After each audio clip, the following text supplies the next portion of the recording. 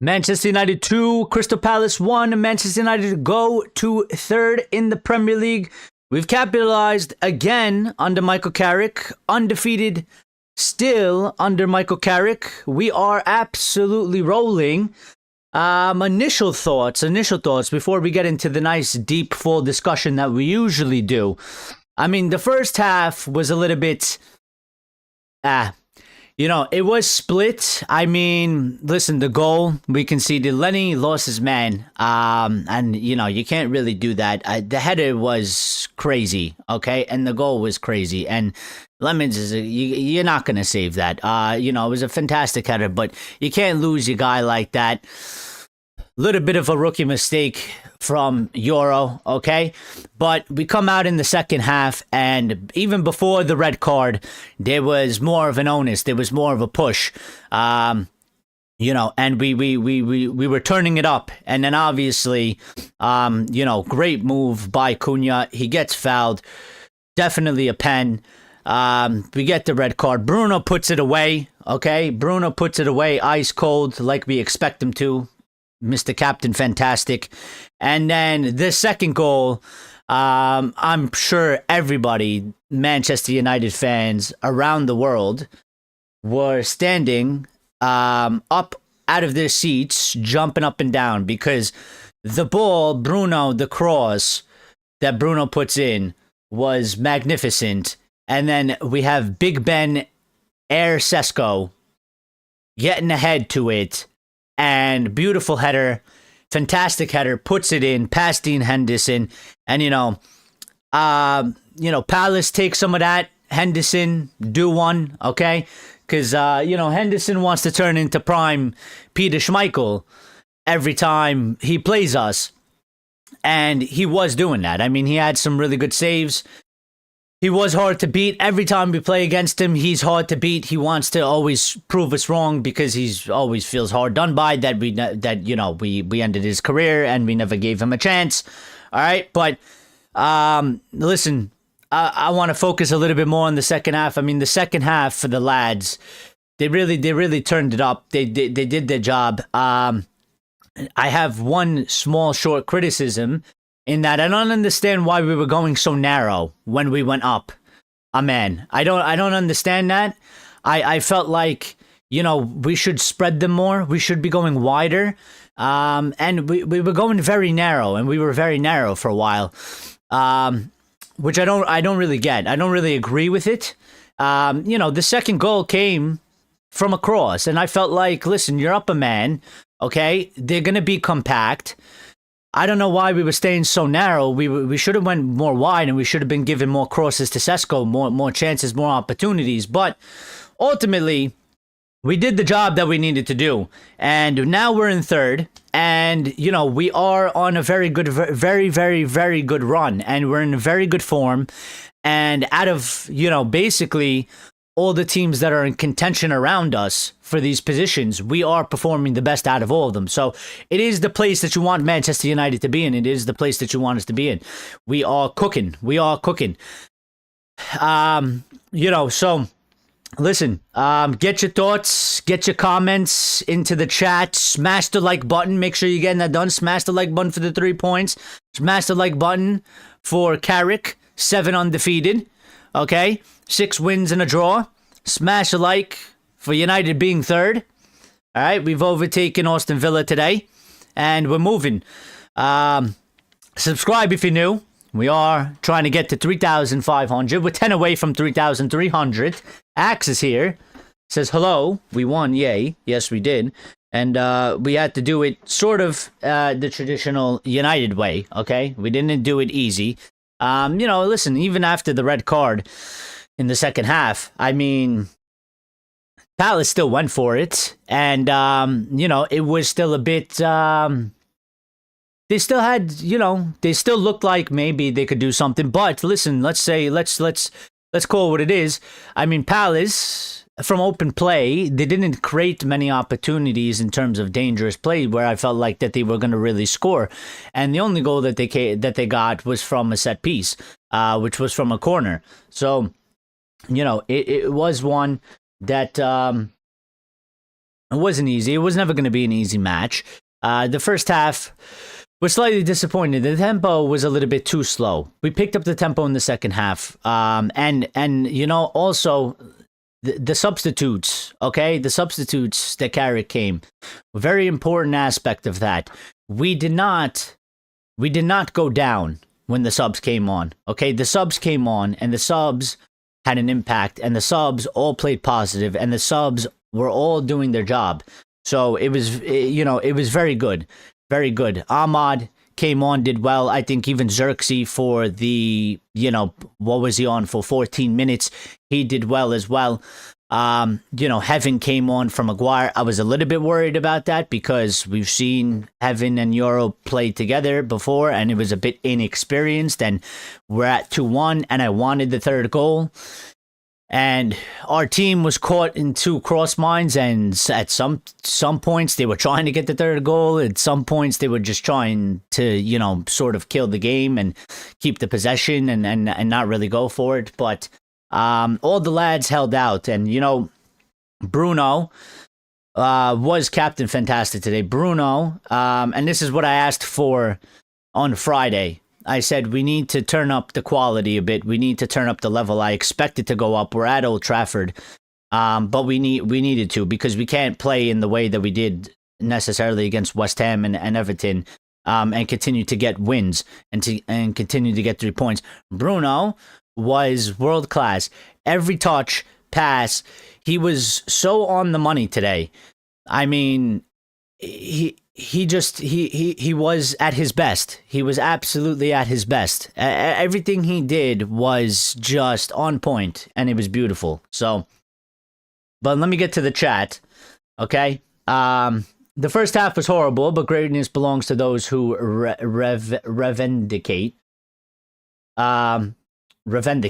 They pushed and put pressure on the opponent. The penalty was debatable, but while one player advantage helped us a lot. Listen, I don't think the penalty was debatable because he clearly fouled him. I think the contact carries into the box, and I also do think that was a deny of a goal-scoring opportunity, because if he doesn't hold Cunha the way he holds Cunha, which he held him back, stopped him from getting to the ball, okay, I think Cunha gets to that ball. I don't think Dean Henderson is getting to that.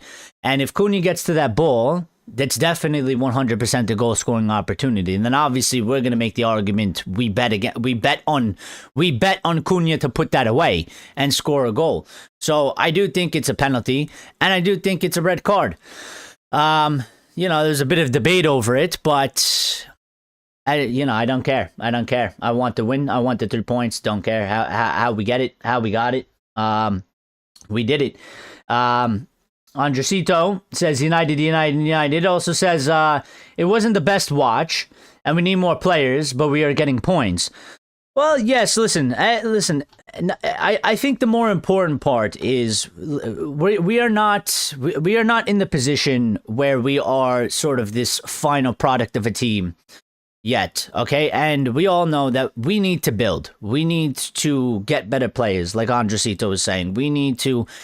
That's why we're looking for the transfer market in the summer, and we need to upgrade, and we need to go up a level for next season. But we have found this aspect. Carrick has unlocked this thing in the team where we are getting the results, and it's an important factor, because you're not going to play every match dominantly. You're not going to play every match beautifully. You're not going to obliterate every team we play, especially for the squad we have, especially for the circumstances that we're in this season. We're playing one match a week. And again, I think it's very hard to try and continue the momentum from week to week when you're playing one match a week and it takes a whole week to get there. But we have sort of unlocked this aspect in that we are getting the points. And teams that go on to do things, that go on to be sort of successful for the season, and I use that as quotations because our successful isn't the ultimate successful, okay? It's not winning the Prem, but our success is getting back into Champions League, finishing the season as strongly as possible. and finishing in the strongest position as possible, which we are currently on the path to doing. We are on that road. We are heading in that direction. And so I think it's actually a bigger positive, the fact that we can say things like it wasn't the best watch, the first half wasn't great, but we still battle through it. We go through the match, we turn up a level, we can find an extra gear, we can find a way to get the job done, we can find a way to get the 3 points. Because in previous times, it would be pretty flat for majority of the match. It's still flat at times, but I think the scales are balancing out a little bit more.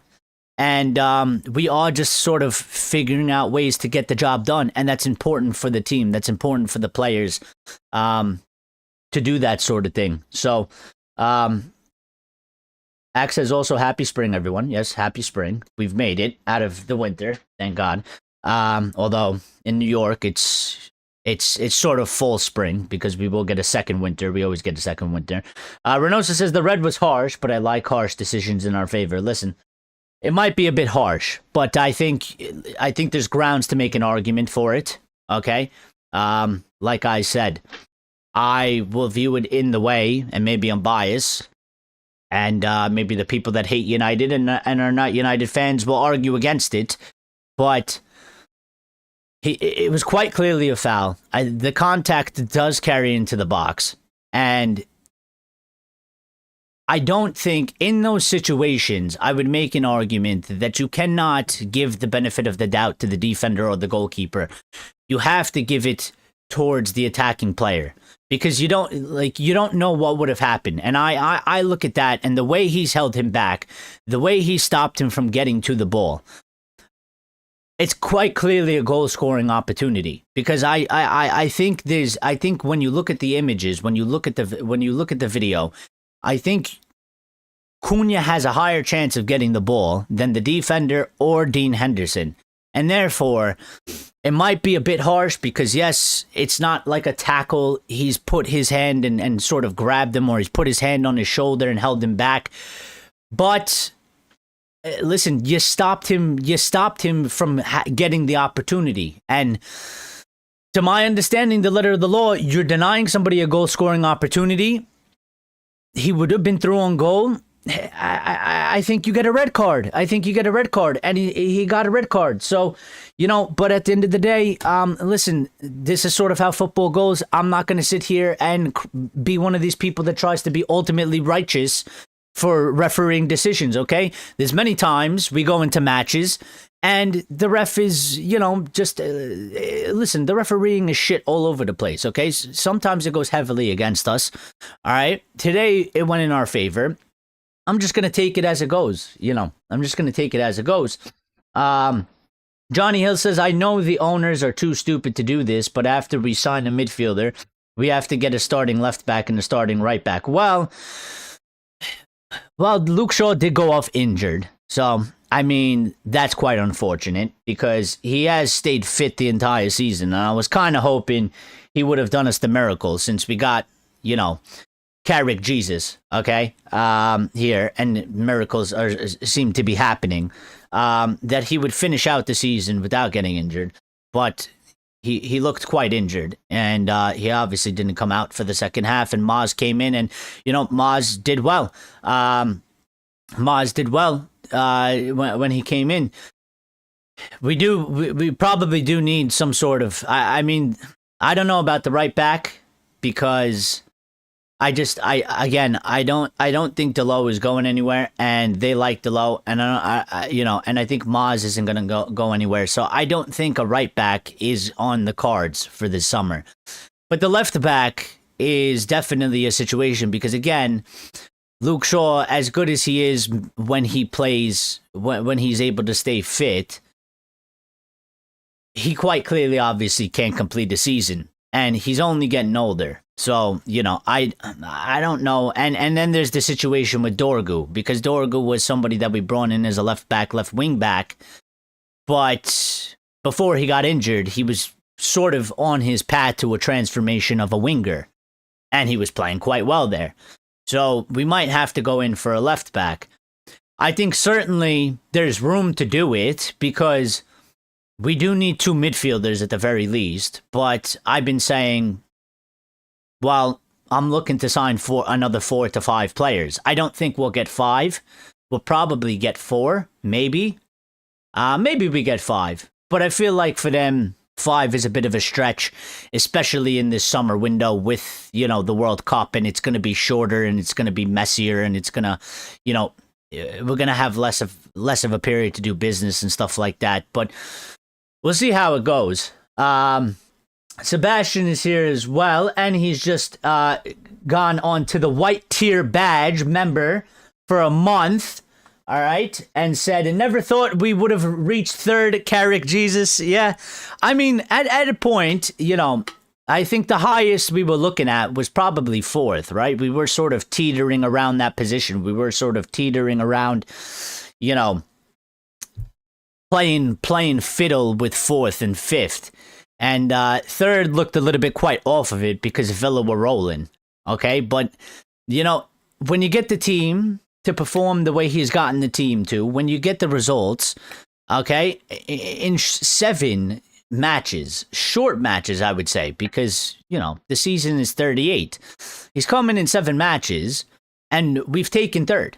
And like I said sort of in the beginning of the show, out of the teams of like Villa, Chelsea, and Liverpool, who are basically the teams we're fighting for in these positions of contention, okay, we are the best performing team. We are the only team that's undefeated in 2026 in the entire Premier League. All right. I think we have the most points if you do it from basically when he's come in to the job. We have the most points. So we are the best performing team in the Premier League right now. And that's due to Michael Carrick. He deserves full credit for that. But it's also due to the lads as well. Okay. Because the lads, they're getting it done on the pitch. And they're doing the job. It's not going to be pretty every match, but the most important part is we're finding ways to get the job done. We're getting over the line. Whereas before, we looked quite clueless. We looked like basically hopeless. Okay, so he's turned these aspects around. He's quite clearly come in. He has a clear idea of what to do. He's getting the idea across to the players. The players have bought in. The players are enjoying it. So everything is kind of gelling quite well and has gelled quite well. And listen, I always thought, and I backed Carrick over Solskjaer because I felt like, again, we did the whole Solskjaer thing. He had his chance, give Carrick an opportunity, but I don't want this to come across as I didn't think Carrick could do a good job, but Carrick has by far exceeded all expectations because in no way, I don't think there was a single person out there, and somebody will say they did, but I will confidently say I don't think there's anybody out there that would have said that Michael Carrick's going to come in and he's going to win 6 matches and draw 1 and be undefeated in 7. Okay, not with the way it was going to start, and not to continue it. So, Ag says we need to build a lot. We are kind of struggling with 1 match a week. And Sebastian says, so happy for us, guys. 10 points off the top. Yeah, there's Zach saying he did. No, I don't think he did. You didn't listen, you said he'd do a better job and he would do good. You didn't say he would go undefeated. Nobody said he would go undefeated and go on a 7-game unbeaten run. All right, nobody said that. Nobody was saying that in the fan base. All right. Nobody at all. But listen, Ben got the start today as well. All right. Ben got the start today as well. And listen, we had a few opportunities in the first half. That's why I don't think the first half was necessarily horrible. It wasn't ultra bad. Okay. Because we still created and we still had, I think there was like 2 or 3 decent opportunities. Sesko with a header. And I can't necessarily specifically remember the other 2, but I remember there was 2 good opportunities. Henderson getting a save, getting a hand on a couple balls and getting a save and stopping the goals. So, there was grounds there that we could have got something. We didn't get something, but we definitely turned up a gear on the second one. So it was good. Sorry, I'm just looking back at some of the play over here. I got the TV on the screen on the other side. Um, but yeah, let's see what we got from post match. Okay, let's see what we got post match. All right. But I'm just watching this go back. I mean, Bruno here sends Cunha through. The clearance goes right back to Bruno. And I mean, where Bruno's crossing this ball, that cross is just fantastic. And Sesko, to get in front of the defender, okay, because he was behind the defender technically from where the cross came in, to pivot back in, get in front of the defender, and do what we know he does, okay? Air Sesko, Big Ben, and get that head. And that header was a striker's header. That's what we've been missing in this team for like years now, okay? He is a real striker. He is a real striker. And I will say now, because I feel a lot more confident about it, and I will sort of hold my hands up a bit. But I think it's a bit different because they're ours. But you know what? I wanted Gyökeres. I don't think Gyökeres is a bad player. He's scored goals for Arsenal.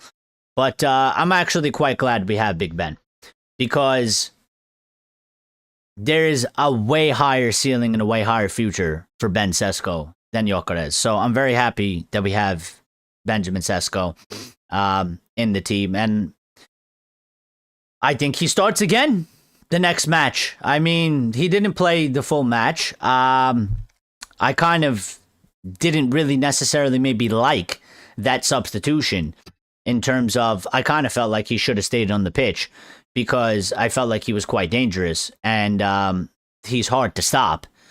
But like I said before, the substitutes all came on and they all had an impact.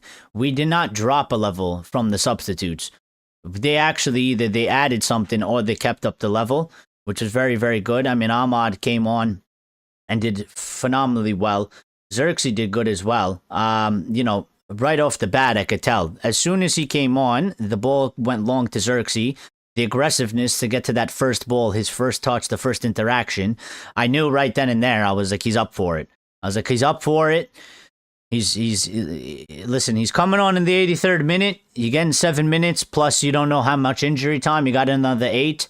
But he was looking to make his mark. He was looking to make an impact. He was looking to, he was looking to take sort of his opportunity. It hasn't gotten much, okay?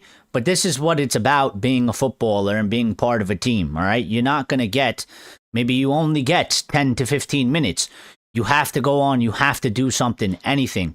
You have to make as big as an impact, and I give credit to all the lads today. I do. Sebastian says Henderson had to make 9 saves. He did. And in the second half, even sort of before the red card, the chances went up, the possession went up, the intent went up, okay? And I wanted him to go get the third. I think all of us wanted them to go get the third. I think even Michael Carrick wanted them to go get the third. I think that sort of little detail there needs to be a little bit keyed out, because it's a call. It's a call, okay? We were pushing in some aspects, but Crystal Palace were not going to lay down. And listen, they had nothing to lose at that point. They were down 2-1, okay? They're down a man, all right? And in that situation, why not just say fuck it? Because you're going to lose the match anyway. If you don't try and score, if you don't leave yourself maybe a bit exposed, all right, you're going to lose the match anyway. So they didn't lay down for it. They sort of smartly were like, we're gonna have to pick and choose and wait for our opportunities. And they were trying to hit us on the counter, and we were trying to get the third goal at times. But then also, we got Bruno and a couple others just going like this and calming it down. And there was a period where Maguire was basically just like walking with the ball and trying to slow it down. And I'm like, okay, it's a bit of a hard call because ultimately, I think the better call is to obviously go get the third, because in football, you never know. It could be a deflection. It could be, a bad clearance, or, whatever. The ball goes into the back of the net. It's 2-2. And you obviously, you don't want that to happen. You don't want that to happen. You want to go get the third. You give us the cushion. The game is dead. It's over. We control the game.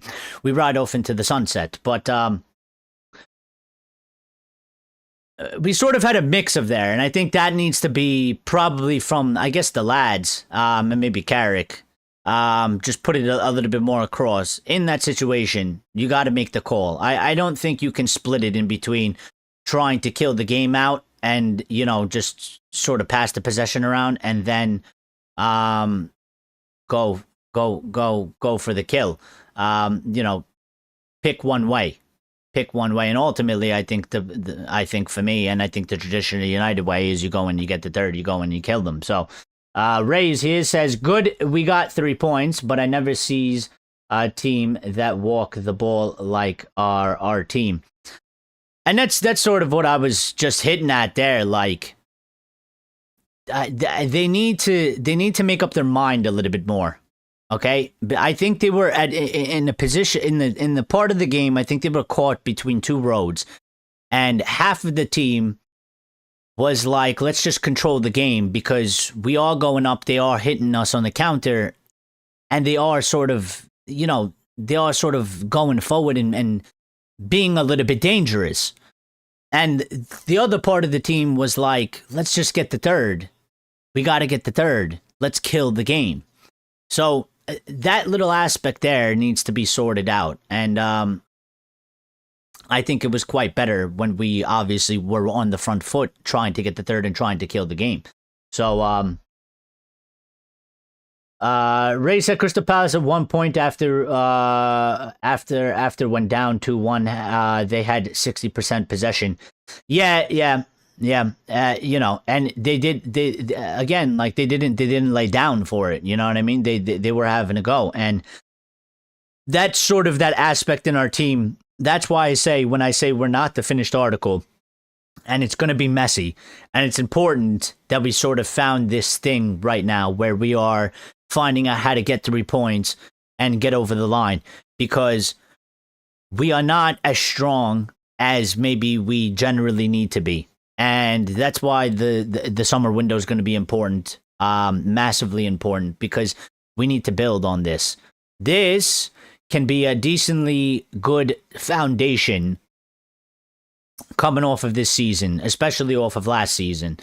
This could be a decently good foundation, sort of a springboard to make ourselves even stronger, to make ourselves even more competitive. But we won't be able to get away with things like this next season. We won't be able to get away with this sort of team that we have, playing 2 to 3 matches a week, being in the Champions League and competing on all fronts and going for everything, okay? Because obviously when next season starts, it's a fresh start. We're going to want to go and try and win the FA Cup. We're going to want to try and go and win the Carabao Cup. We're going to want to try and go as far as possible into the Champions League. I don't think it's possible for us to win it. You never know, but I don't think it's possible for us to win it on the first year coming back in. And also then the Premier League, the ultimate goal is, well, if we finish 4th or 3rd, we gotta at least at the minimum, we gotta do something to keep that level, or kick on and push up, and make a bit of a push for maybe 2nd or be in the title race till the very end. Keep it close and not be far off.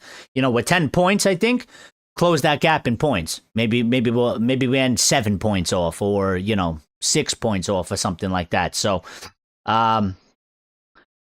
Renoso says, all right, folks, wanted to stop by and say hello. Gonna knock back out for a bit. Have a good day, and I'll catch you on the Discord. Yeah, thanks, Renoso. Appreciate it, buddy. Go catch some C's. I know it was earlier for you than it is for me, so These ones are sort of a killer for us American fans, especially if you're on the West Coast. It's always a tougher one. So, thank you for stopping by. GGMU, brother.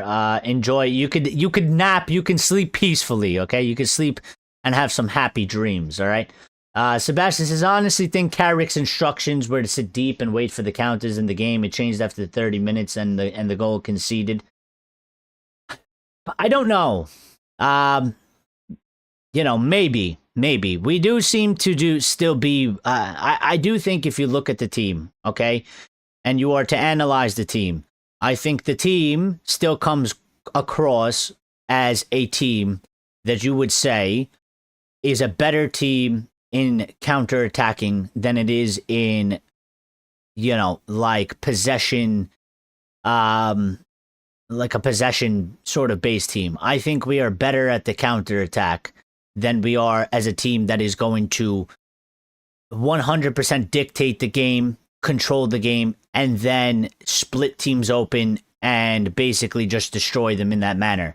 So, could be Sebastian. I wouldn't put it off. I don't necessarily like to do that because I think it kind of goes against us a bit. I think when we do that, it lets the other team, they still feel a bit of confidence, or that we give them a bit too much confidence. And I think it puts us a little bit of a backs against the wall type of thing.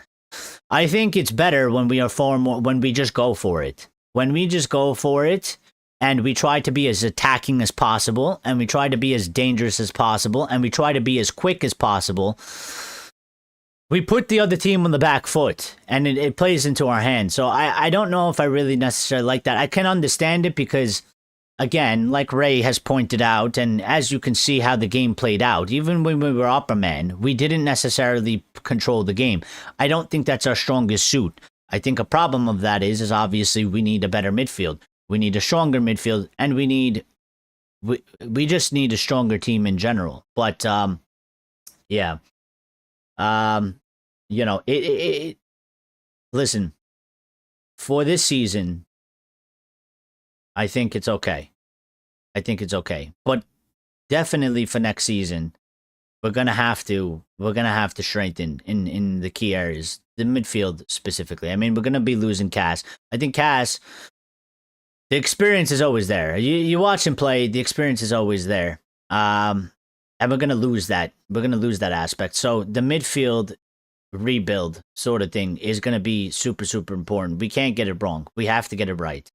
I will ask the chat. I'm not gonna give the opinion just yet. Okay, but I will ask the chat. Adam Wharton, who has been linked to us, was basically sort of on trial today, on display. What do you think of his performance? What do you think of how he played against us? How do you think he played the game? What do you make of that? Where do you rank him in sort of, would you like to get him off of what you've seen? Because I thought it was quite interesting how that sort of went. But yeah. For me, Bruno Fernandes, quite easily man of the match. Okay. I think that's like a non-discussion there. He did literally everything. And, he scored the penalty, so he got on the goal sheet. He didn't score from open play, but he was on point everywhere. And maybe, just throwing this out there, maybe we still are a little bit. I mean, listen, it kind of makes sense because he is ultimately our main creator. Maybe we are still a little bit reliant on Bruno in terms of the better game he has, the better we play.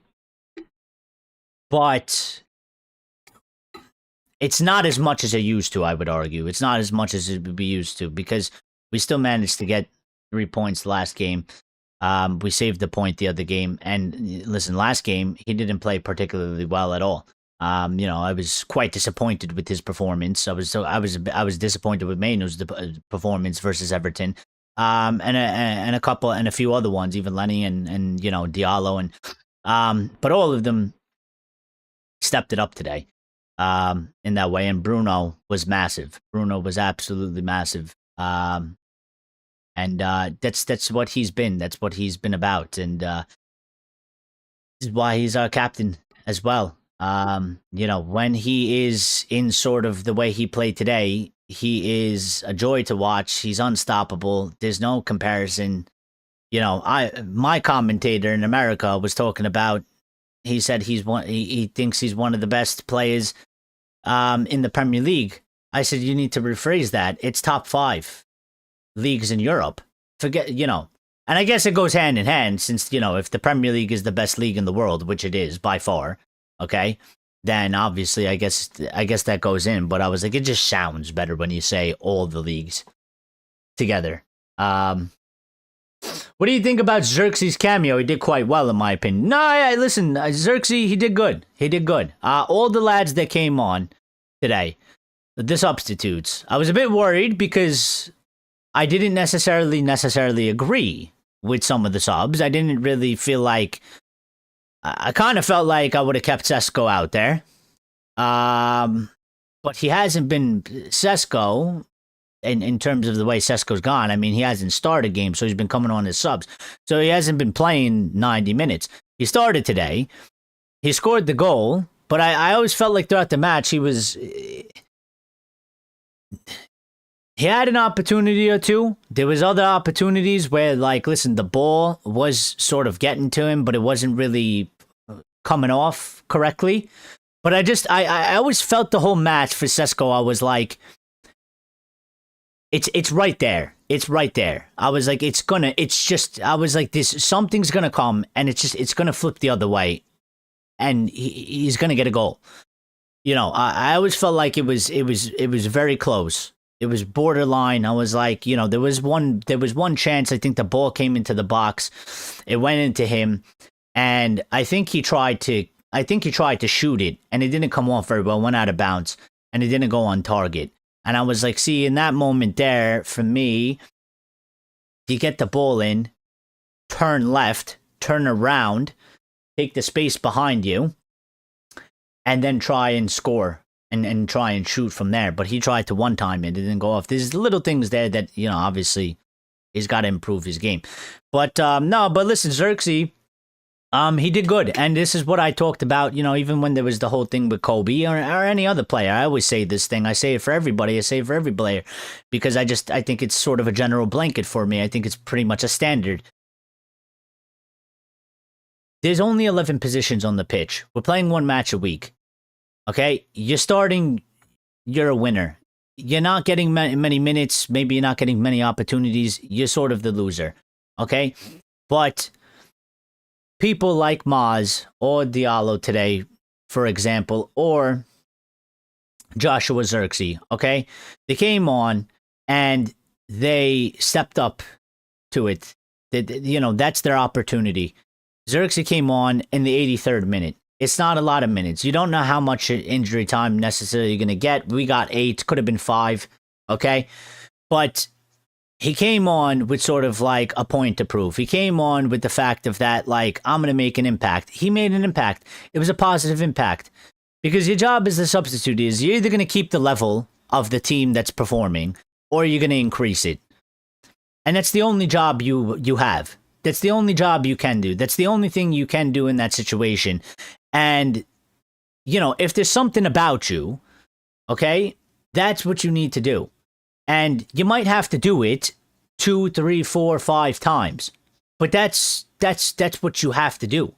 If you're not starting, if you're not getting significant minutes, if you're getting 10 minutes, if you're getting 15 minutes, I always say that 10, 15 minutes, you need to play, it's got to be the best 10, 15 minutes of your fucking life. If you want to make an argument to get an opportunity, a larger opportunity, a larger role, you got to come on, you got to make that the best 10, 15 minutes you ever played in your damn career. Now, let's say, is it the best 10, 15 minutes ever played in his career? No, but it was good. It was good. It was to the level that I would like to see from somebody that hasn't played much, that isn't getting much of an opportunity to come in and do something on the pitch and make the impact that he needed to make. He did quite well, in my opinion. Yeah, listen, he did quite well. 13 assists for Bruno. And yes, I mean, this is what he does. People call it stat padding. I don't buy into that shit. Okay, I don't buy into that shit. All right. His position, yes, you can have a phenomenal game and, be like, unbelievable and everything you do is gold, okay? But at the end of the day, when you break down football into the simplest terms, it's about scoring goals or getting the ball into the back of the net, outscoring your opponent, and finishing the game with 3 points and making sure you get the W. And that has always been what Bruno provides. He might not have the prettiest game, okay? But he is important because he makes the impact in terms of the assists do come, or the goal does come, or he does create the chances for his teammates to put the ball into the back of the net. Today, he did both. The goal from the penalty, okay, it's a penalty. You expect him to score it. He put it in the side, all right? He doesn't shoot to that side, and actually, he shoots more to his left, and he scored more penalties there. And actually, I think it was like 4 or 5 penalties. He scored about 3 to the left, 1 towards the center, and the one that he missed was to the right. And he shot it to the right, and it was calm, clean, and cool, and he finished it. Okay? And I think it was smart as well, because I think he knows Dean Henderson, and I think they know that they're going to study the pens. And that's why Dean Henderson went to Dean Henderson's right, because that's where Bruno typically shoots the ball. That's where he shoots the ball the most on penalties. He scored the most there. Bruno put it to the other side. Smartly.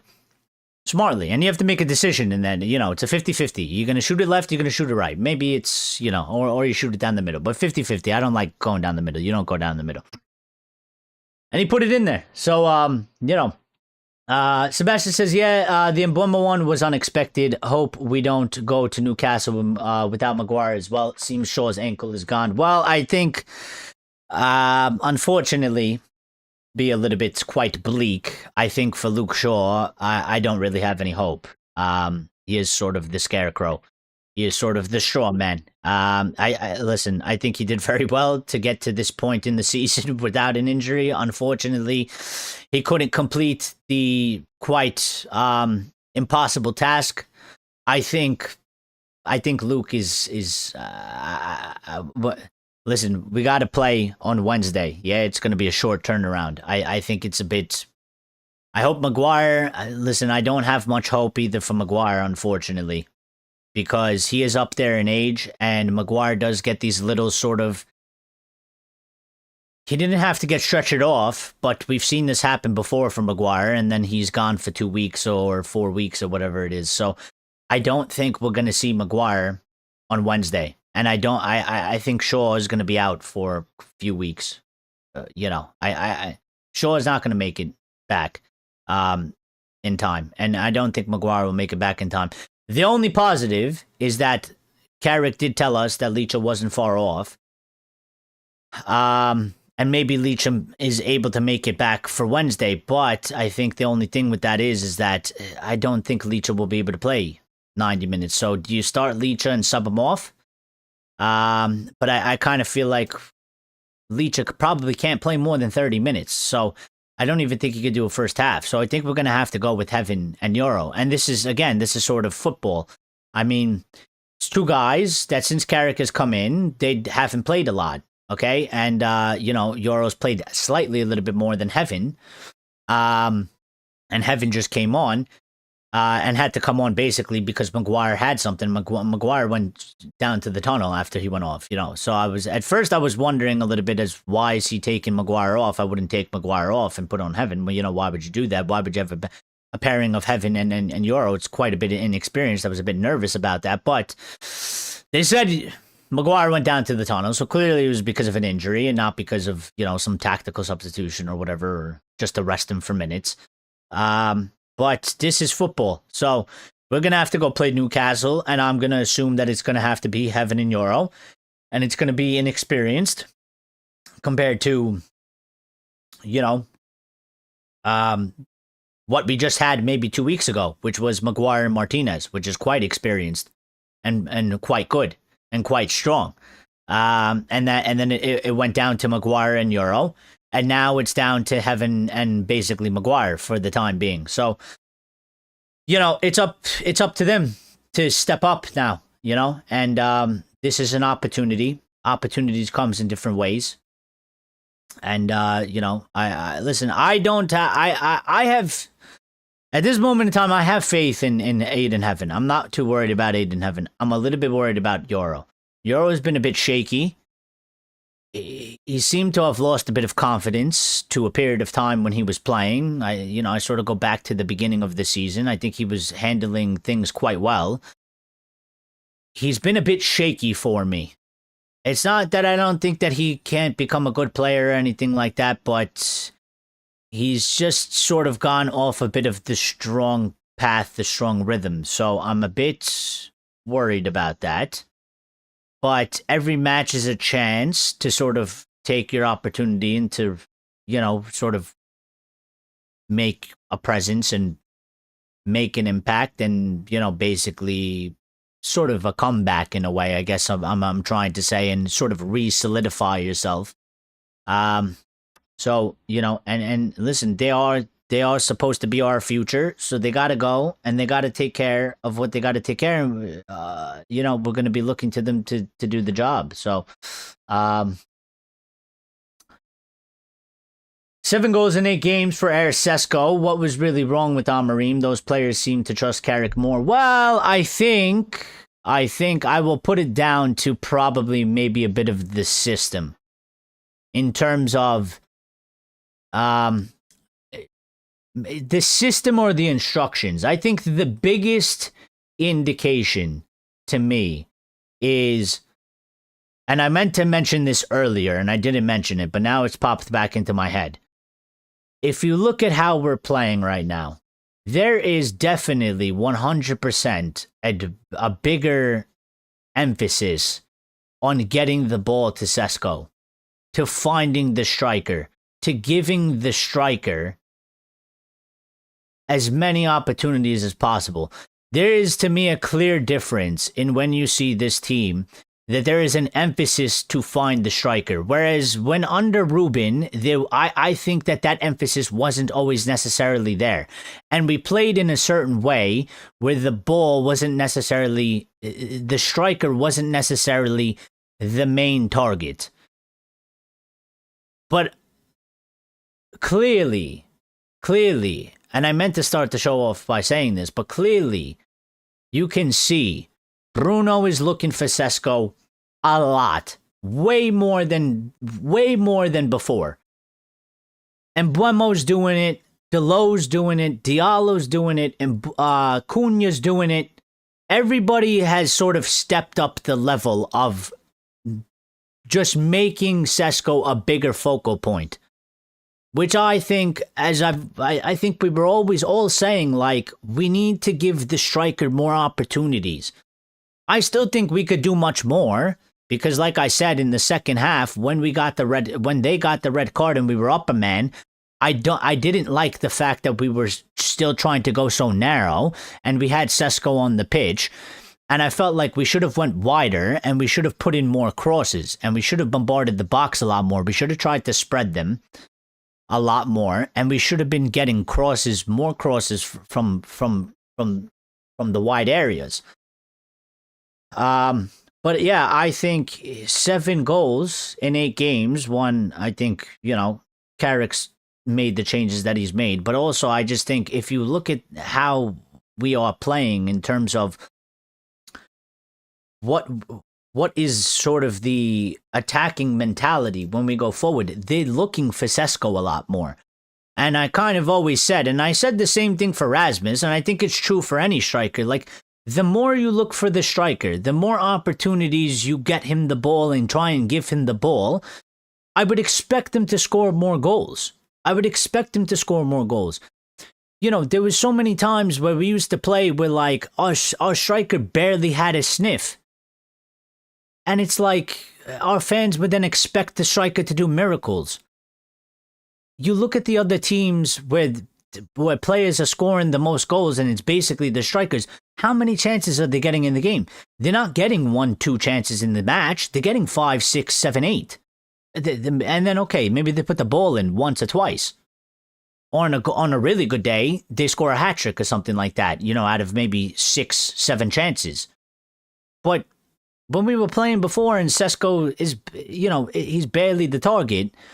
And then, as a striker, you're going to get quite frustrated because you want to score. That's your goal. That's your objective, is to put the ball into the back of the net. That's the only way you sort of help the team. You get a quarter of a chance. You're lunging at it. You're sort of being a bit rash about it because you haven't really touched it much. So you're trying to basically create something out of nothing. And also in the back of your head, you're probably sitting there thinking, I got to make this count because I haven't gotten many opportunities. I'm probably not going to get many more opportunities. I think that's changed. Monumentally has changed. Cunha have to stay on his feet. This guy is more on the floor. Well, he is Brazilian, so he does like to try and, I guess, sell it a bit. I do kind of agree a little bit, Ray. I think he probably has to clean that aspect up just a slight bit, because there's times where he does go to the floor a bit too easy. He tries to get the foul. He tries to make a meal of it more than it is. And I think in today's game, I don't really like that too much. Not because I'm saying like he's,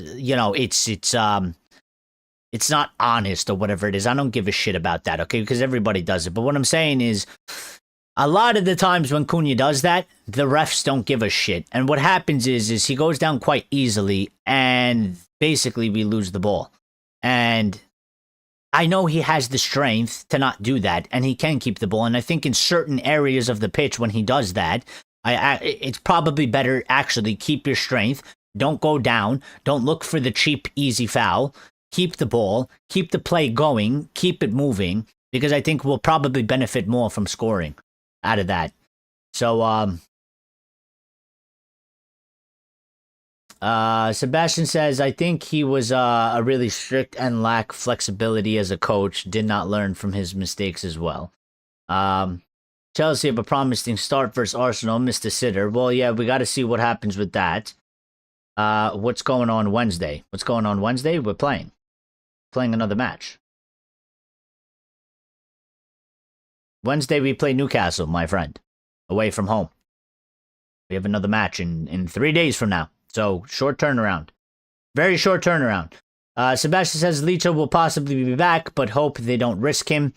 No, I don't think we have to worry about that, Sebastian. I don't think we have to worry about that. I don't think Carrick and the coaching staff, the medical department, they haven't been in the business of doing that, and I don't think we're going to be in the business of doing it. I don't think they're going to risk him like that. I don't. So I think whatever the call is, if he can play 30 minutes, he can play 30 minutes. If they say it's only 20, it's only going to be 20. They're not going to risk him.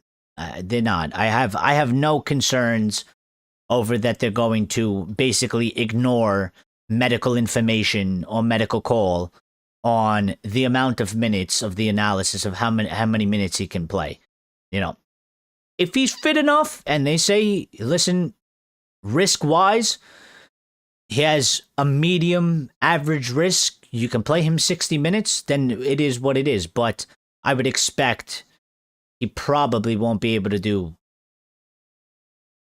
The maximum will probably be 30. I won't be surprised if it's a little bit lower than that, if it's 10, 15, 20 minutes. So I don't think they're going to risk him. They shouldn't risk him. And it's not, it's just not going to happen. We're going to play Heaven. We're going to play Euro.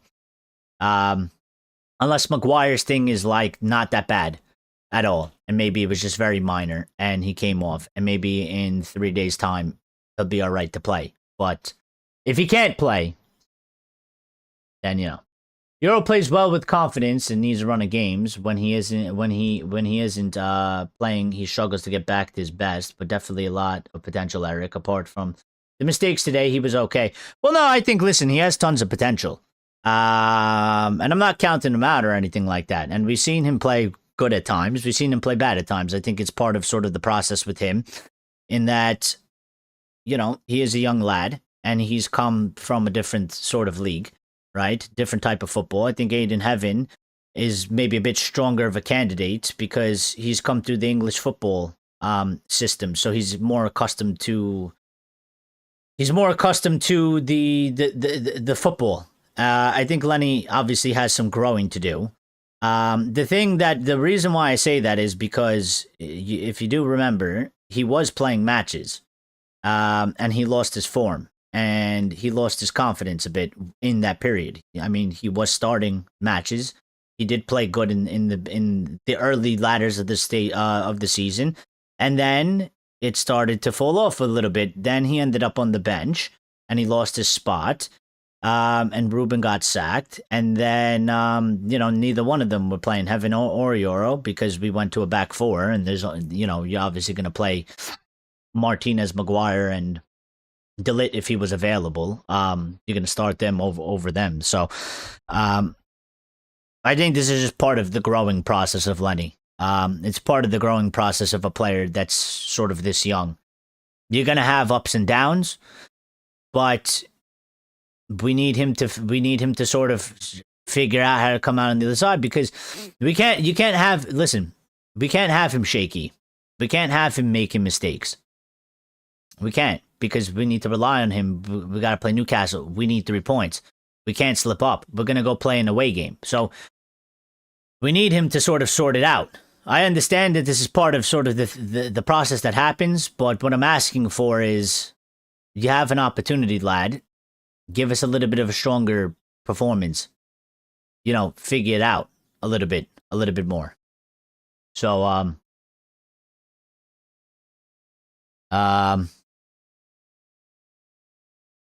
no, we won't be live later. We'll be live tomorrow though. We won't be going live later. We will be live later. If there's any score, keep us updated. And the show won't be going for too much longer, maybe another 10, 15 minutes tops. I just want to hit sort of this aspect here, okay? I want to get to some of Carrick's comments. Maybe he'll update us on some of the injuries and stuff like that so we could take everything in before we, get out of here and everybody go watches the Chelsea-Arsenal match because that's what everybody wants to go do now. So, Michael Carrick on the Man United fans chanting for him.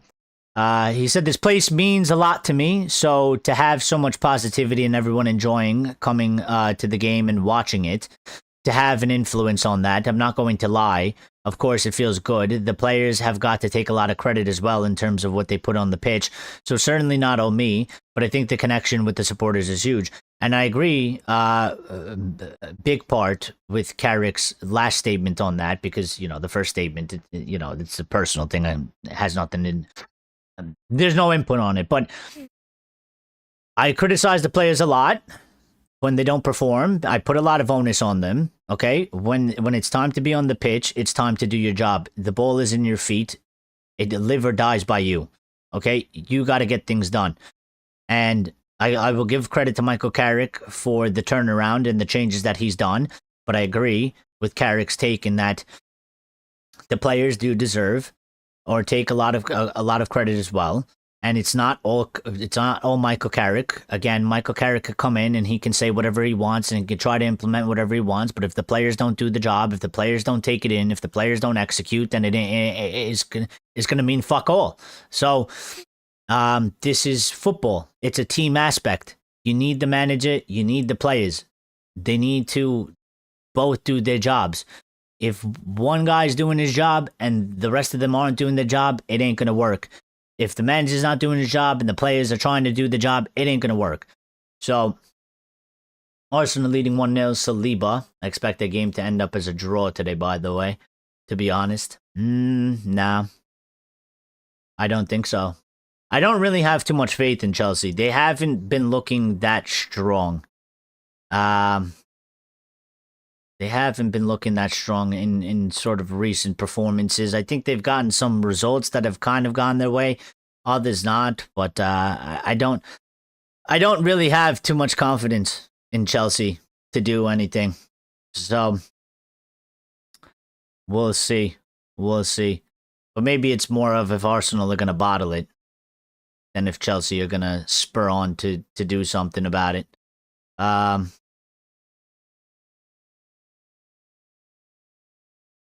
Listen, we can't. I see some people talking about with 10 points off top and they think we could maybe challenge for the league. Don't get carried away. I think we're getting carried away. Okay, not carried away. Carried away. All right, don't get carried away. All right, the title for the season, forget about it. All right, but close the gap on second, maybe so. Make the gap on third as high as possible. Let's go for it. All right. Rolls Royce Kase will be sad when he leaves. Yeah. It is. It will be sad. It's gonna be really bad. Not really bad, but it's gonna be really hard to. We're not gonna be able to replace what he brings with the experience. We're not gonna be able to replace that. We're gonna miss that. We're gonna miss it next season 100%. 100%. And we're gonna have to try and fill the hole in sort of a different way. Because we're not going to get, whoever we get, they ain't going to bring some of the things that Cass brings. It's just not going to happen. Doesn't matter who you sign. They're not going to bring some of the things that Cass can bring. So whoever it is, they're going to have to bring something else to sort of try and fill the hole, fill the gap, and sort of make up the difference. And it's going to have to be in a different way. But yeah. At what time will you be live tomorrow? 8:15 p.m. UK time. We will be live. At the time that we usually always go live. Obviously, we go live at different times. When the matches are, we go live at the different times. But otherwise, standard weekly sort of news discussion shows throughout the week or whatever. 8:15 p.m. UK. We always go live at 8:15 p.m. UK. So, yeah. Michael Carrick on Bruno's penalty. He takes responsibility. Dean Henderson has saved many penalties, so it was a good duel. Fernandez always steps up. He would never do anything else. It was a big. It was big with the red card and the penalty. Axe says okay, goodbye, good night. Glaze is out. Yep, Glaze is out. Goodbye, and we'll see you tomorrow. Axe, enjoy the rest of your Sunday. Carrick said, I thought they started particularly well after 20 minutes. The game started turning in our favor. And I spoke to them at halftime about being in that position and how we react, show that personality. Well, yeah, I think we kind of needed that in the first half, Carrick. But I think they did come out in the second half and they did show it much more, So I think they did show it much more. I think that was quite clear and evident. So he also said, I'm delighted with the win and the way we responded to a slow start. Credit to Palace. They started the game really sharply and bright. We showed that belief and personality, and we finished for the first half well to overcome going a goal down so early. That was a new challenge for us. You have to do that at certain times. It has to be perfect. And I think that's also another aspect that we need to look towards improving on and solidifying, right? It does sort of have to be perfect. We're a bit far from perfect. And we still have this aspect of sort of trying to do a complete 90-minute performance where we say from start to finish we were marvelous, and they couldn't touch us, they couldn't do anything. We're not there yet, but I think, again, if you think in terms of a scale of a balance, I think since Carrick has come in, I think it's tipped a little bit more in that we're seeing larger parts of the game where we are playing better for longer periods, where in the past, I think it was sort of the opposite. And we were maybe only getting a good 25 minutes out of a full 90. Now I kind of feel like maybe it's gone to 50-50 of the match. I kind of feel like 50% of the match, we look quite good and dominating for the most part, and we look quite dangerous. And then maybe the other 50% of the match, it looks a bit shaky. It looks a bit too open. We look to lose a bit of control sometimes. But I think we're getting there. And I think that's going to come with time. And obviously, Carrick's only been here for 8 matches. So I think as it goes on, that's something I'd be looking to sort of start shifting higher for us in our corner. And we need it anyway. Like that's something that has to happen if we're going to spur on to do something good. So, but the player kept hold until Cunha reached the line. We all seen it. Nah, but here, I mean, listen, I got the image right in front of me. He's still holding on to him, and Cunha is in the box. Cunha is inside. Cunha is well across. His whole body is well across the line. He's like about 1.5 feet inside of the line, and he still has his hand on top of his shoulder. So I think the whole thing, the initial pullback, plus putting the hand on the shoulder and continuing to basically hold him back and stop him from getting the ball. Okay? And if you look at this still, I know it's a still, but where Cunha is, he's literally about maybe 6 feet away from the ball. Dean Henderson is all the way inside the 6-yard box, and the ball is closer to the 18-yard line than it is to the 6-yard box. So I think it's a red. I don't, people could say it's soft or whatever they want to disagree. I think it's red. I think it's red. I think the whole thing, and it's definitely 100% the penalty. I think the whole thing, the way it's gone about, I think he quite clearly, evidently stopped Cunha from getting a good goal scoring opportunity. And that's the law. That is the definition of a red card. If you stop somebody from a clear goal scoring opportunity, which is what I think it was, then it's a red. So, Sebastian says he agrees. Yeah, I mean, listen, but it's also life of a footballer. Or life of football, okay? If it was against us, we'd probably be arguing the other way. I'm not a person that pretends to be holier than thou and be ultimate righteous and say, that shouldn't stand. It's a disgrace to football. Listen, it's my team. I think it was a red. Crystal Palace fans will say the opposite. Everybody else that's not a Manchester United fan is going to talk some bullshit against us, but they'll bitch and cry for their team. So, I don't really care too much in this situation in terms of that. I don't really want to hear it from the opposing side, okay? Because I think most people are hypocrites. If a United fan wants to disagree on it, well, listen, fine. It's our team. If you hold that view, we could have that conversation. I think that's the only person that I'm really going to listen to. Everybody else, go do one. I don't want to hear from you. Because if it was your team, you'd be bitching, if it was Arsenal, or if it was Liverpool, or if it was Chelsea, they'd be bitching, crying, and moaning if they didn't get that as a penalty, okay? And if they did get it as a penalty, they'd be justifying it. So I don't want to hear anything from these people, all right? Last defender and clear denial of a goal-scoring opportunity as well. Yeah, and basically. I mean, it was one-on-one. All the other defenders and all the other sort of players are on basically the other side of the box, so nobody's really in that area. There's no defender. Basically, if Cunha gets to that ball, there's no defender in that immediate action that's going to be able to step in and get across to the ball. There's nobody that's close enough to the ball where you would make an argument that they would say that, but that Crystal Palace player was in the play. He could have got in front of the ball. He could have gotten to the ball. There's nobody there. So I think anybody else that's saying otherwise, I think they're just a hater of Manchester United, and they're not happy that we won. They're not happy that we've moved to third. They hate us. They've made it quite clear they hate us. They've kicked us while we're down. They're not happy that they're not happy we figured out how to get into this position. Okay, not at all, by any means. They were celebrating like they won the Premier League, that we finished in 15th last season, that we lost to Spurs in the Europa League. Like, everybody didn't want us to win. Everybody hated us except for Arsenal. They wanted us to win because they didn't want Spurs to win the trophy. But everybody else, when we're down, they laugh at us. They have a good time. They cheer. They do whatever. then we do good, and then they start finding excuses and making up shit to hate on us. So, yeah, they can fuck off.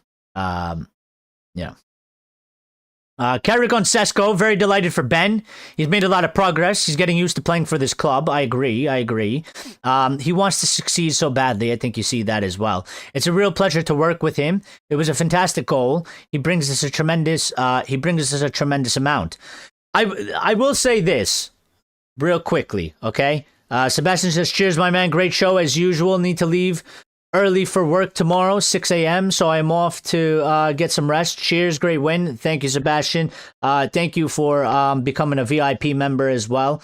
Again, and thank you for the support, buddy. And I'm glad we could celebrate together and share this, good conversation and share the win together. So get some rest. 6 a.m. I know about that. Going to work. Sometimes I got to wake up at 4 a.m. To get ready to go to work. So very tough. But enjoy the rest of your Sunday. And hopefully, if you're around, to see you tomorrow. And we'll speak to each other tomorrow, okay? Yeah, I will just say on Sesko, real quick, all right? I will just say, I forgot what I was going to say. But he is getting used to playing for this club. What I was going to say about Sesko. Whoever in the hierarchy for Ineos was saying to go and sign Liam Delap, okay? And if it was Wilcox, we should not listen to fucking Wilcox, because Vivell was the one that obviously went towards Sesko after we lost Delap and we couldn't get Gyökeres, and Ollie Watkins was sort of out of the question, okay? And Vivell was the one that quite clearly made the push, because of his connections and his understanding of the Bundesliga, and he knows Sesko. He's the one that made the push for Sesko. We went and we ultimately got Sesko. We paid a decently high fee for him, okay? But he's getting used to playing for this club, and I think he can be a phenomenal striker. He has all the qualities, and he's very young. We need to listen. They need to listen to Vivell more. Again, for me, I've been saying this for time. I think Vivell, out of footballing people, I think Vivell is the smartest person we have. I think he's the smartest person. He has the best knowledge in identifying players. And if it wasn't because we got a bit lucky, we probably wouldn't have Sesko. We'd probably have Liam Delap. And maybe it would have gone okay, because to play for United, play for Chelsea, it could be different circumstances. Maybe he did quite well but he hasn't done good for Chelsea at all. Okay? So I'm quite grateful that Liam Delap, thank you. Thank you for not being a fan of our club. Thank you for literally just going for Champions League and being a bit of a mercenary in that way. Thank you for going to Chelsea, because you're their problem now and not ours, okay? Because of you, we managed to get Sesko. Because of you, we actually have a striker that we all like. And Sesko is by far miles better than Liam Delap. So, and I think there was just a small update on the injuries, but I don't know where it went. I don't know where it went. Glasner said it's a bad decision. It's not a penalty. Maybe a red card for a foul outside the box, but the foul starts outside the box. It's perhaps thanks to the support of Old Trafford. Yeah, Mr. Glasner, I don't think you understand the rules, the laws, my friend. It can start outside the box if the contact continues inside of the box, which it did, then it is a penalty. So I don't know who's got to get you the rule book out, Mr. Glasner. Okay, but that's not the rule. That's not the law, broski. Okay, that's not the rule. Yes, the contact started outside the box. Yes, you are correct. The foul was outside the box. The contact continued into the box. It's a penalty. All right. It's a penalty. I don't know where this... Oh, okay. Carrick on Maguire and Shaw. He said they weren't feeling too well, So hopefully they will be feeling better soon. Well, there's not a whole lot to take from that. What does that mean? Feeling well. Sickness? Ill? Or like injury? Because Luke looked injured. Maguire, I don't know what necessarily happened to him, but he went straight down the tunnel. But Maguire didn't look like he had an injury, which is why I didn't really understand why Maguire was coming off and Heaven was coming on. I didn't really understand that sub. But he went straight down the tunnel, so obviously there was something wrong with him. But he said they just weren't feeling too well, so hopefully they will be feeling better soon. Well, that could mean a couple different things. Lauren says, couldn't watch this game. My dad said the first 30 minutes was dire, then they looked more likely to win. Yeah, the first 30 minutes wasn't the best. It wasn't great. We had a bit of a slow start, Lawrence, and they scored a goal from a corner, and it was kind of a weird one because Lenny lost his guy, and you can't do that. Like, he was sort of far out. It wasn't like it was in the center of the box. He was like in the back post, but on the top of the box, closer to the top of the box, and Lenny misjudged the flight of the ball and lost his man, and his man basically got a free open header. But it was a well-taken header because Lemons couldn't save it, and he headed it as well as you possibly could. I mean, no goalkeeper saving that. But then sort of after that, we did sort of pick it up a bit, and unfortunately, I guess it took a goal. I guess it took us to concede a goal to do it. But the second half was way better. We started the second half with much more, just intent, and then we were doing way better. We were creating good chances. We got a pen and a red card, and then from there, we took over. So, Simon said, good evening. Another 3 points after a lackluster first half. Yes. I do rate Heaven above Euro. Yeah, I think just like right now, I think Heaven just is a lot more... He's a lot more calmer. He's a lot more confident. He's a lot more collected than Euro. And so... That's why I say when I say Euro, he's developed this bit of shakiness to him. Because he wasn't like this originally. In the beginning of the season, he wasn't like this. He was putting in decently strong performances. He was looking quite strong. But he's gotten this little bit of an aspect in him where he does look a bit shaky at times, which you can't have. Your defenders cannot be shaky. Your defenders are your last line of defense, other than the goalkeeper, before the goal. Like, they can't afford to be shaky. They need to be strong. They need to be, confident. They need to be convicted in that, like, they make a choice to go for the tackle, and you got to make the tackle. You can't be, like, a bit wishy-washy. You can't be a bit iffy. You can't be, like, sort of worrying, like, is he going to get the ball? Is he going to win this duel? Like, when I watch the defenders, like, with Martinez, even Maguire, like, when I see them go into the tackle, I know that they're going to get the ball. With Euro, I get a bit nervous because I'm like, I don't know if he's going to get the ball, and he might make a mistake or something. So, Ray says it's 1-1, which is good, I guess. Interesting. I mean, what we don't necessarily want is Chelsea to win because we want points. Bigger gap, yeah?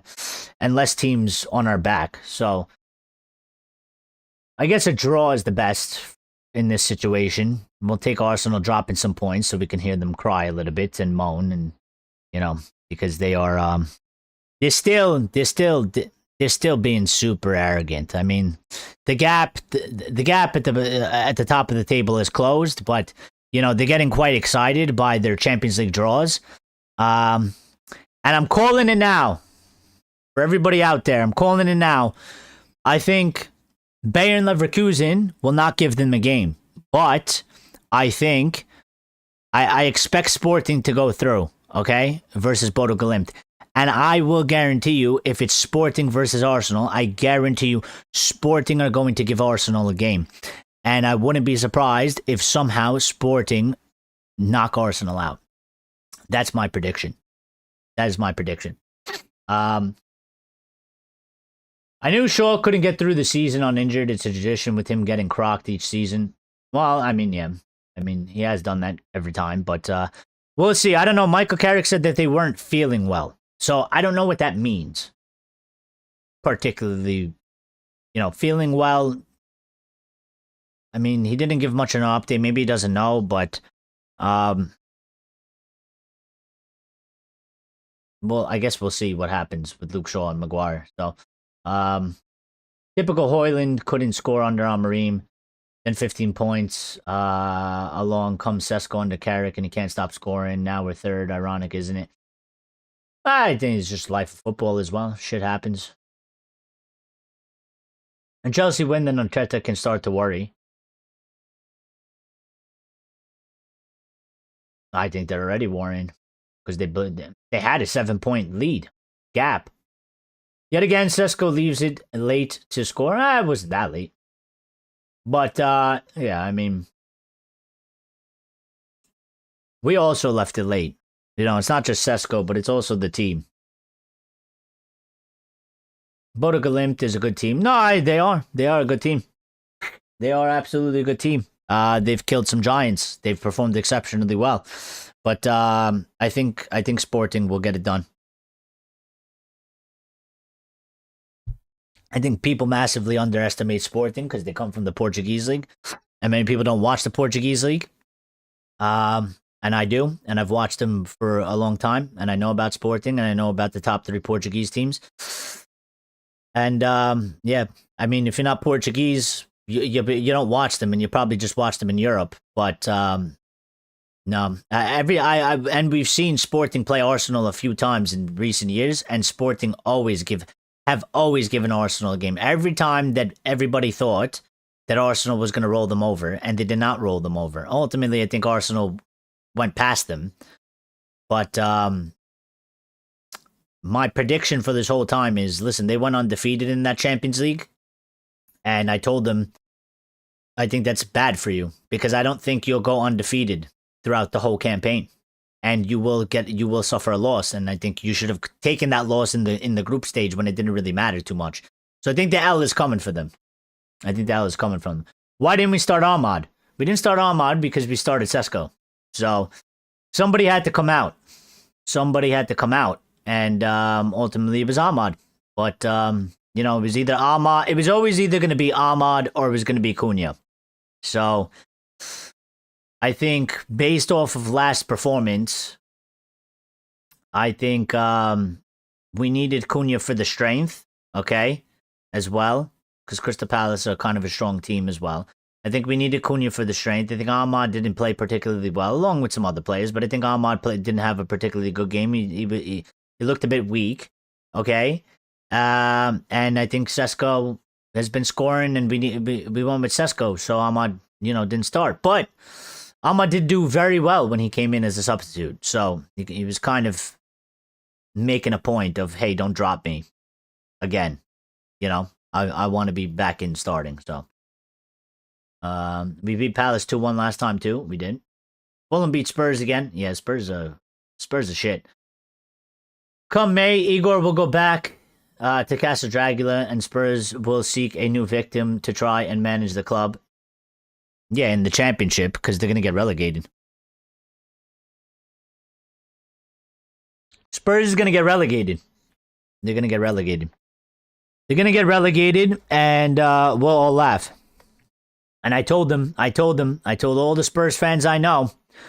I told them last season, I said, enjoy your gift, okay? We understand the Europa League is like winning the quadruple for you. Okay, we understand that trophy is like winning the quintuple, okay? It's the first trophy you could finally dust off one spot in the cabinet. I said, enjoy it, because you ain't going to get another one for another 35 years, okay? So, yeah. Celebrate it all you want. I have no sympathy for them. Get relegated. It'll be a little bit of a revenge. I'll take it as revenge for us, for beating us. For beating us in the Europa League, get relegated. West Ham 25 points in 18th. Spurs, 16th place, 29 points. Forest wedged in between them on 27. So, and as it stands right now, with the match Arsenal-Chelsea, tied 1-1 at halftime. Okay, Chelsea are sitting in 6th on 46. All right, we're up at 51. So there's that gap. They're no longer up our ass, but Villa are now there. They sort of swapped places. And there's still Liverpool. And Liverpool are in 5th, and Liverpool have 48. And they're only one win off of us. And they have a similar goal difference. We have a +2 on top of them. We have +12. They have +10. So we need to keep pushing. You know what I mean? We need to keep pushing. The only thing that I feel bad about Spurs is that their ownership management from the upper side is incompetent. That's the only thing I feel bad for Spurs for, because it's similar to us in terms of, like, we hate our owners and they are quite shit, and they've operated the club quite shit. And I think the same thing has happened to Spurs. You know, for me, I used to have a little bit of a decent respect for Spurs in terms of, you know, I always considered them a traditional top 6, but when they became clowns to me, and I was like, I'll never take your club fucking seriously again, is when they had Poch, and they were doing that, and they were right there. You know, they were right there to win in the league, and they went to the Champions League final. They were right there. And instead of going out and buying another player to add to the squad to give you that final push over the line, they got nobody for Poch for like 2 seasons in a row. And then it collapsed and they sacked him. And I was like, you guys are fucking clowns. I was like, he was this close to bringing you to the ultimate promised land, and you gave him nothing. You gave him nothing to get over the line. And then you blamed everything on him and you sacked him. And then look at where you went. You were at the pinnacle. You fucking threw everything away. I mean, it's a clown show. It's a joke. It's a joke. Like, you know, if I was a Spurs fan, I'd be like, you know, fuck this. What are we supporting? We were there. We were there, and we threw it away because we didn't want to spend money. Idiots. Morons. Because if it was United, I'd say the same thing. Okay? If United get into a position where we almost win the league, we're right there, and we get into a Champions League final, we say, next season, let's go buy 1 or 2 players, top tier, that's going to give us the extra push. And if we sat there and the Glazers or Ineos were like, nah, we're good. We just, you know, we need to do it again next season. It's like, morons, everybody else is going to strengthen. You're going to fall off. You ain't going to do this again. You're not magically going to find the answer if you didn't find the answer in that season. So, who's in charge of Spurs, the Three Stooges? Well, I mean, it was that bold fraud for a while, but I think he's gone, right? Daniel Levy, but I think he's gone. So I don't even know. I mean, I don't really care, but I don't even know who's in charge now. So Grace is here, says, hey, what's up, team? What's up, Grace? How you doing? Way back in the 80s, Spurs were big and winning trophies. Nowadays, they can only win 1 trophy every year. Well, I do know that. I'm just saying, like, it's poor management. They run poorly. In the town today, a fan was wearing a Spurs top, and I thought, poor sod, try supporting a better team. You sort of feel bad for them, but then you don't feel bad for them. But you do, you sort of feel bad for them. You see somebody with a Spurs top on, and you're like, you poor bastard. You poor bastard. I hope the other aspects in your life are better, because, I mean, imagine. I see a Spurs top, and I feel depressed. I feel depressed, and I'm not even a Spurs fan. I don't even give a shit about their team. I don't care what happens to them, really, but I see somebody wear a Spurs top, and I feel the depression. I feel the depression. I feel like the mediocreness just seeping out into the fucking air around me. I'm like, oh my god. But yeah. So this is how it's looking. The table, okay. Guys, if you hit the like button, thank you. If you didn't hit the like button, please make sure you get it done. It's important, okay? If you're new and you subscribed and you enjoyed the content, welcome to the family, welcome to the channel. And thank you for subscribing. Make sure you hit the notification bell icon. If you've been here for a time and you don't have the notification on, I don't know what to tell you. You need the notifications on, okay? If you're not in the Discord, okay, and you should be in the Discord. If you're part of the channel, if you're part of the community, you should be in the Discord, okay? If you're not in the Discord, maybe you don't have Discord, okay? Fine, I'll let it slide. If you're not in the Discord, you need to have the notifications on, okay? It's important. It's important. So you know, so you get notified when we go live, because I can't go live every day. I can't give you an exact, oh, we're going Monday, Tuesday, Wednesday. I can't do that for you. So I can only give you the time. So it's important you have the notifications on. You will get notified before every live, 30 minutes before the show goes live. What's Discord, Grace? You know what Discord is. You know what Discord is. You were in the Discord. I assume you left for personal reasons, which is fine, Grace. Okay?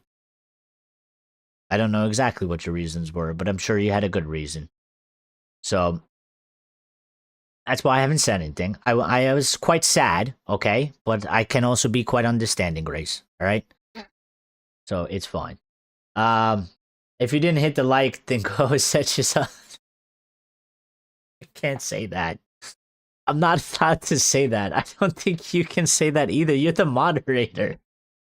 I don't think you're allowed to say that, Grace.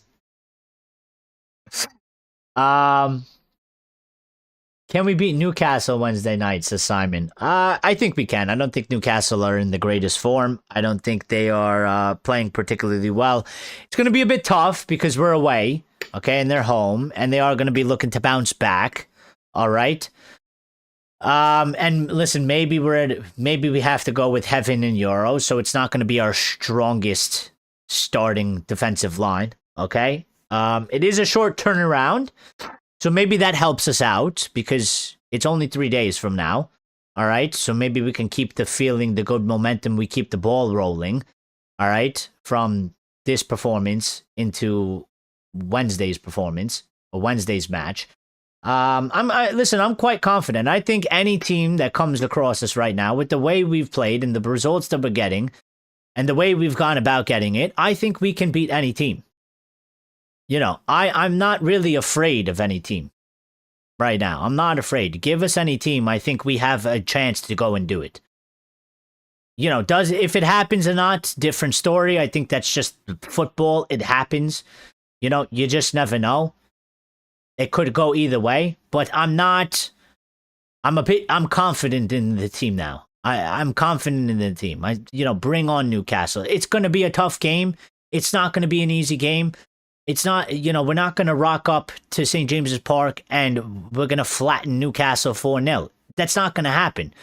But the lads are playing confident. We're on a good roll, and we can definitely go and win that game. There's no reason not to win the game. I think there is every opportunity to go win the game. We just have to continue to do the job that we're doing. We have to be confident. We have to be attacking. We have to be strong. We have to have the intent that we've been having. And we need to execute at the end of the day. And we need to be clinical. And we can win. I don't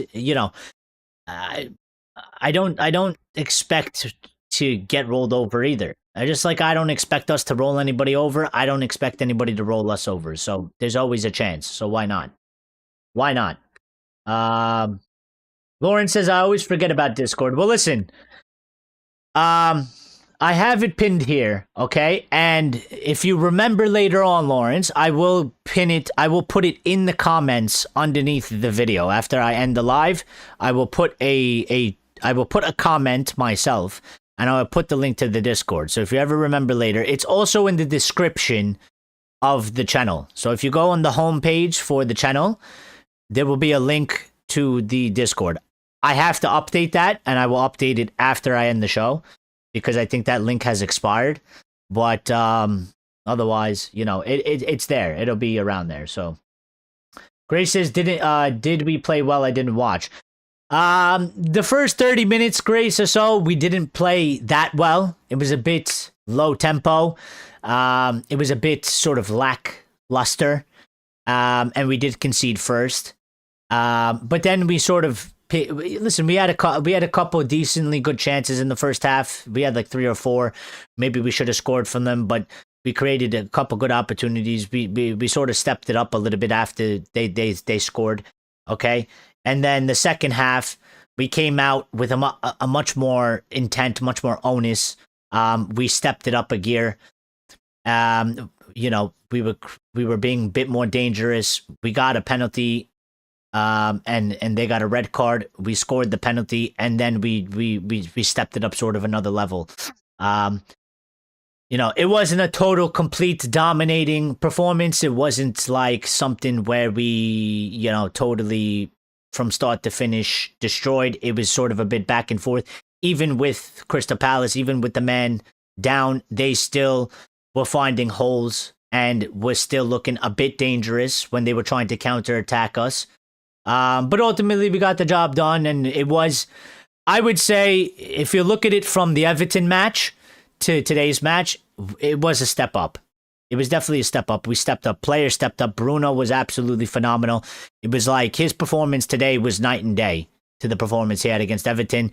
The subs came on, they did well. Ahmad came on as a sub, did well. Xerxes came on as a sub, did well. Heaven had to come on for Maguire as a sub, did well. Mazawari had to come on for Luke Shaw because he got a bit injured or something like that, or wasn't feeling well, according to Carrick. Maz came on and did well. Cass did well today. Everybody did particularly well. Everybody sort of stepped up the performance that they gave against Everton. They stepped it up today. So, I think it was good. I forgot about Discord too. I've been so busy washing my hair. Listen, the females and their hair, okay, and their makeup. Don't get me started, Grace. Don't get me started. We're supposed to go out at 6 o'clock. Been getting ready for 3 hours. Never on time. We're never ready. Never ready to go. Don't get me started. The Palace score went from hero to villain. Well, that's what I was happy about as well, because the way he celebrated, it was, dude, you should have seen me. I mean, if I was doing a live watch along, I was giving him one of these, I was giving him one of these. Do one, you fucker. Go, get off, get out. I get quite angry sometimes. He's like, the way he celebrated, the way he was like going about it, and I was just like, now, the fuck off the pitch. I don't care. Simon says I don't have to wash any. Eh? Perks of being Grace, your boy Delo was horrible today. Yeah, he was a bit he was also a bit shaky today. He wasn't at his best. He wasn't at his best. Slipping. He was off of it today. Who do you think deserves man of the match? Bruno Fernandes. Bruno Fernandes by far. I don't need makeup. I'm already 15 out of 10. Fair enough.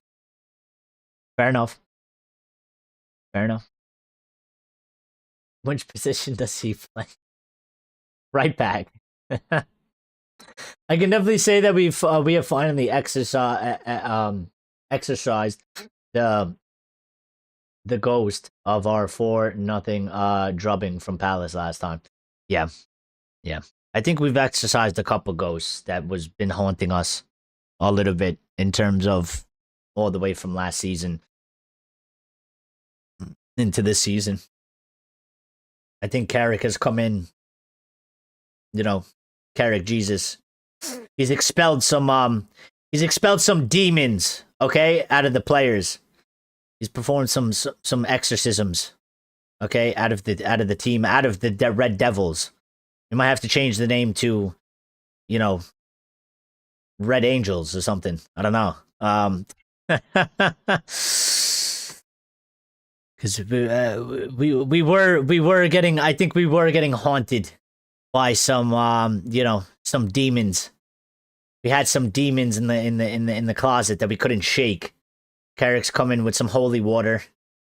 All right, maybe a priest, and just kicked out some demons that were hanging over us. Certainly. I don't know much about football. I like basketball and bowls. Bowls? Like bowls? Bowls? Food bowls? Grace, don't play with us. You know about football. Palace started well this season, and now just like Spurs, they are in free fall. Yeah, not going well for them. By the way, I will say, okay, we had the manager discussion. All right, it's still ongoing, but we had a different manager discussion when Ruben was still here. Okay, I told you, Unai Emery, stay away from that guy. Okay, as well as he's done with Villa, I'm telling you, go look at his history. I said this like multiple times.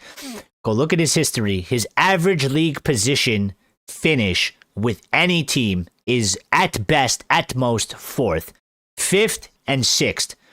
He's only won Europa League competitions. He can't get it done at the big time. Okay? No, thank you. He's bottling it with Villa right now. All right? We've overtaken him. Stay away from him. Stay away from Glasner. I would say stay away from De Zerbi as well. Okay? I don't think these managers are the managers that we need. I don't think we need them. Again, for me, Carrick's doing this job. If Carrick keeps going the way he's going, and it doesn't seem like anything can really stop him right now, all right? It's got to be Carrick, or it's got to be between an Ancelotti, a Nagelsmann, somebody of high-tier quality. High-tier quality. Those are the only people that should be in contention. Now, Luis Enrique. If those guys are not attainable, if they're not realistic, if it's not going to happen, which it doesn't seem like Ancelotti or Tuchel or even Luis Enrique is going to happen, then I think Carrick has an absolutely clear shot because I don't see anything in these guys. I don't see anything in these other guys. I don't see anything special about Glasner. Don't at all. Don't know what these people were glazing over him because he did, something with Crystal Palace. Great. Crystal Palace ain't United.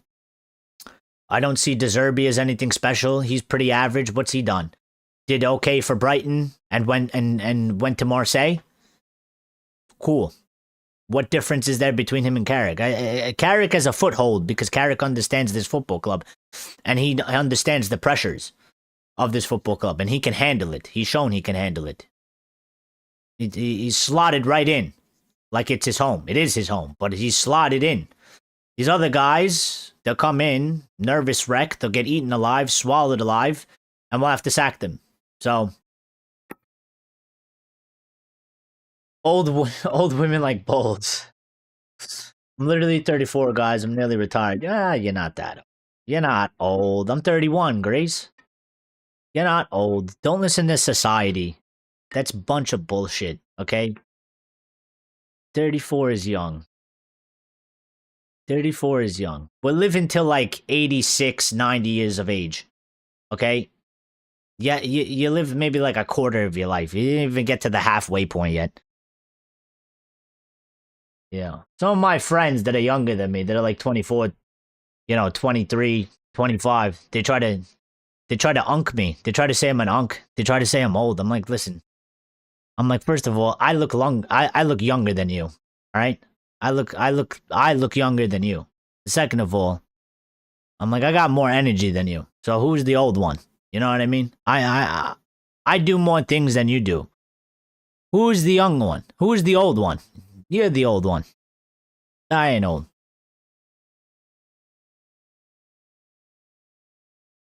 The defeat by Macclesfield in the cup started the downfall of Palace. Bowles is so relaxed. You guys, you should try change it. I would like to see United getting 10 games unbeaten with the squad. Well, we're on our way there. So, we're on our way there. We're at 7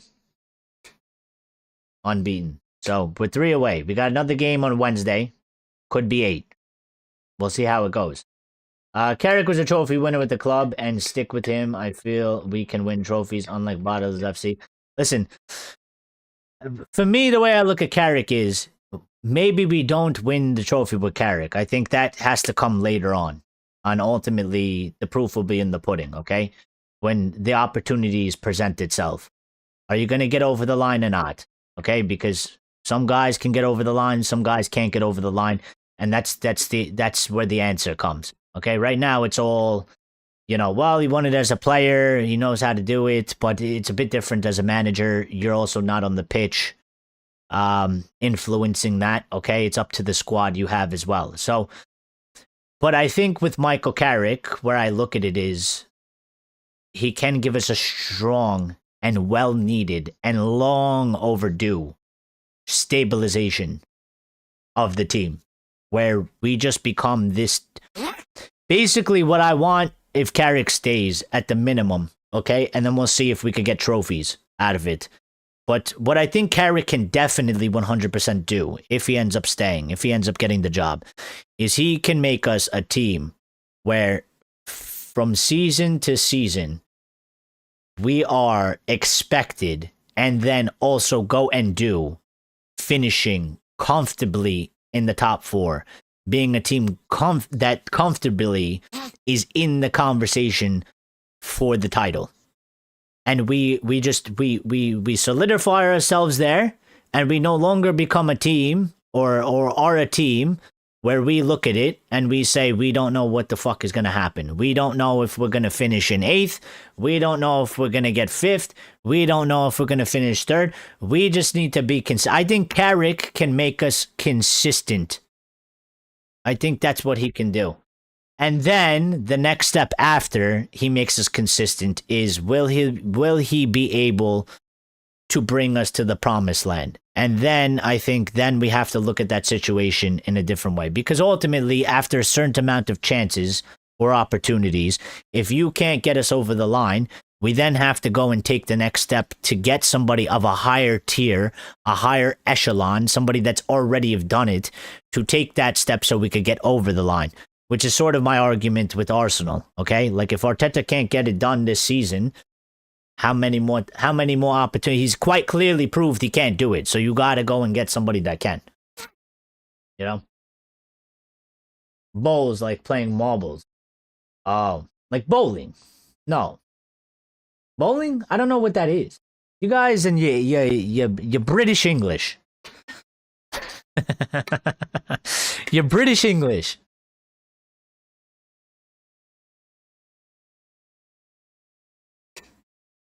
You should play snooker in the United States. I've never played snooker. I've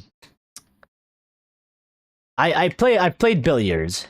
I played, we call it pool table billiards. I play billiards. I'm quite good at billiards. I enjoy billiards. Never actually played snooker though. But I do want to play it. And in my people's country, Malta, my parents' country, they do play snooker as well. But my friends have never played it. But I will play it. Well, listen, listen, Grace. We do technically have 2 Englishes, okay? There's British English and there's American English, all right? If you want me to call it English and American English, I'll call it English and American English. But technically, we do have 2 Englishes, technically, all right? There's even Dutch is like, it's like a weird English. Dutch is like English, but like with extra vowels to it. Some of the words that they pronounce, it's hilarious. It's absolutely hilarious. You like look at it and you're like, there's no way Dutch is like a real language. There's just no way. American English is just English with a stupid accent. No, but it's not though, because we have some words. There's some words that we say that you guys don't say. There's some words that you guys say that we don't say. So there's even different like there's even just different words. Like, we say some things, you guys don't say it. It's not like in your vocabulary. But you guys say things, it's not in our vocabulary. We don't say that. But then there are some words, like aluminium, okay? We say aluminum. That is sort of with a different accent. You say stupid. Eggplants, yeah, eggplants instead of aubergines.